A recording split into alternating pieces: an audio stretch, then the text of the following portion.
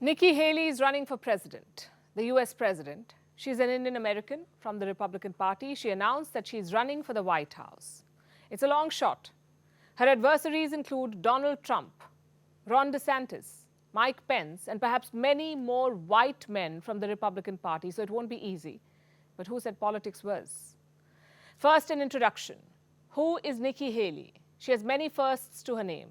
Haley has served as the governor of South Carolina and the American ambassador to the United Nations. At 38, she was the youngest governor of a state and the first woman and person of color to lead South Carolina. Haley is the first person of Indian origin to have become a member of the presidential cabinet. Her parents belonged to Amritsar in the Indian state of Punjab. They immigrated to the US. Haley was born in South Carolina. Do you know what Nikki Haley's real name is? Nimrata Nikki Randhawa. She was born a Sikh, but in her 20s, she converted to Christianity. Nikki Haley sounded pretty confident as she announced her presidential bid on Tuesday.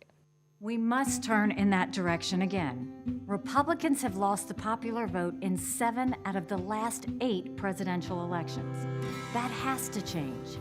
Joe Biden's record is abysmal, but that shouldn't come as a surprise. The Washington establishment has failed us over and over and over again.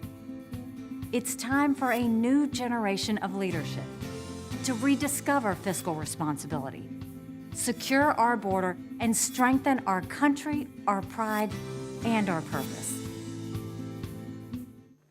Let me also quote from what she said.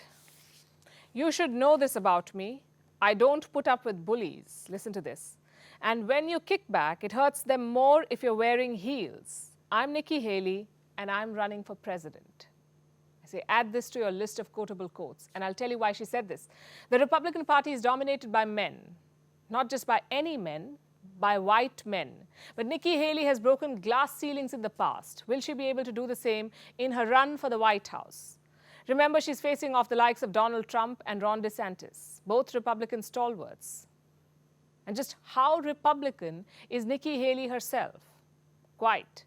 She backed laws restricting abortion. She supports the death penalty. She isn't viewed as a friend of the LGBTQ community. She's known to oppose same-sex marriage. Under Donald Trump, she was the American ambassador to the United Nations. She knows her diplomatic chops. Nikki Haley is a hawk, especially when it comes to China, North Korea, Russia, and Iran.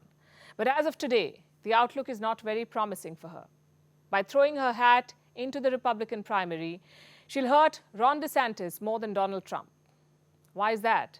Apparently, Haley has pulled support from Ron DeSantis, and that has put Donald Trump in the lead. In a head-to-head contest, Ron DeSantis had the upper hand, or has it? But it's not going to be a head-to-head contest within the Republican Party. As of now, Donald Trump and Nikki Haley are the only major Republican leaders to have announced their candidacy. DeSantis is expected to enter the race soon, and so is former Vice President Mike Pence. What about a direct contest between Donald Trump and Nikki Haley? According to polls, Trump holds a strong lead over her, a 54-27 lead. If it boils down to just DeSantis and Trump, DeSantis would win with a 4-point lead, at least according to polls right now. It may change later. In fact, DeSantis also holds a 1-point lead over Joe Biden, and Biden leads Trump by 6 points. But with more faces in the fray, the support will be divided, and Trump may win the Republican contest. Now, all of this might be sounding very confusing to you. Why can't the Republican Party have just one presidential candidate? Well, it will, but only after the primaries are over. It's sort of an internal election. The winner of this contest will go on to fight the presidential election. And this winner will be announced sometime in June next year. So it's going to be a long road ahead. And by the way, Nikki Haley is not the first person of Indian origin to run for president. In 2015, Bobby Jindal tried his hand too. He was the governor of Louisiana. His campaign was a non-starter. Then there was Kamala Harris. She lost the primaries, but ended up as Biden's running mate and is now the vice president of the US.